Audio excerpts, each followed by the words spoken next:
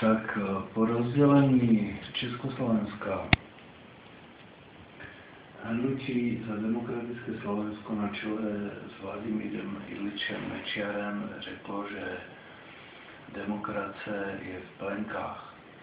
Samozřejmě, že mají možnost exportovat pravé slovenské plenky směrem na západ.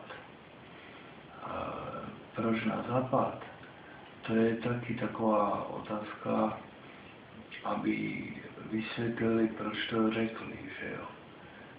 Protože po demokracii tady nastalo v Československu už v minulosti socialismus, komunismus, fašismus a celým